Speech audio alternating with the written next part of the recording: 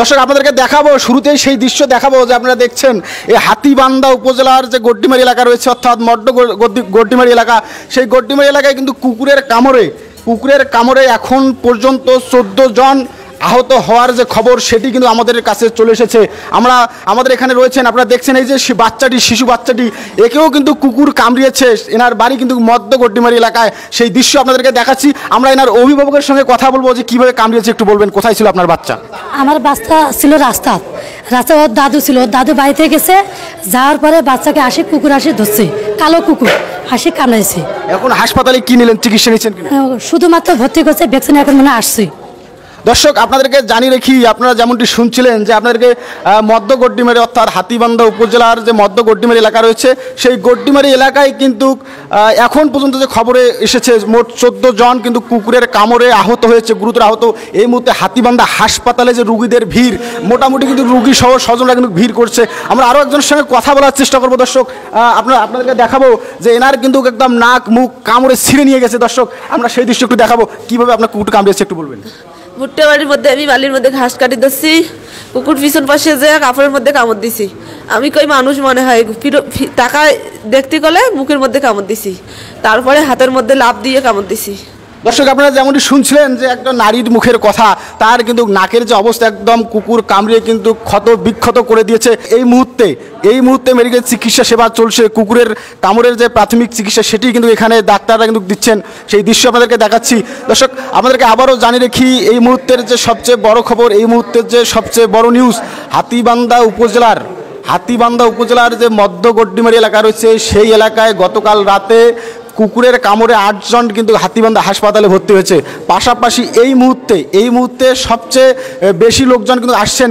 এখন পর্যন্ত 6 জন কিন্তু গুরুতর আহত হয়ে হাতিবান্ধা হাসপাতালে এসেছে। সে হাতিবান্ধা হাসপাতালের ভিতরের দৃশ্য যদি আপনাদেরকে একটু দেখাই, যে দেখবেন এখানে কিন্তু সেই রুগী সহ স্বজনরা এসেছেন তাদের যে প্রাথমিক চিকিৎসা সেটি নেওয়ার জন্য।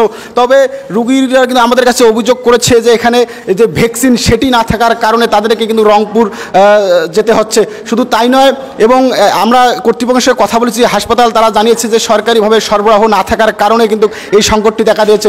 পাশাপাশি এই মেডিকেলের আশপাশে যে দোকানগুলো রয়েছে, সেই দোকানগুলোতেও কিন্তু যে কুকুরের যে ভ্যাকসিন সেটি কিন্তু আসলে পাওয়া যাচ্ছে না, যার কারণে চরম বিপাকে পড়েছে এই মানুষগুলো।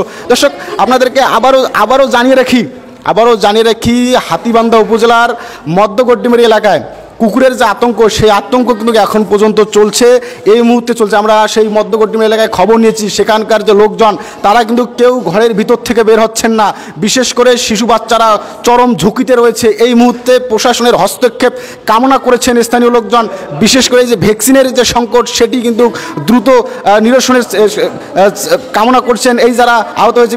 দর্শক আপনাদেরকে জানিয়ে রাখি, পাশাপাশি আমরা এখানে খবর নিয়েছি যে হাতিবান্ধা হাসপাতালে ইতিমধ্যেই কুকুর এবং সাপের কামড়ে কিন্তু মোটামুটি 15 জন হাসপাতালে ভর্তি হয়েছে।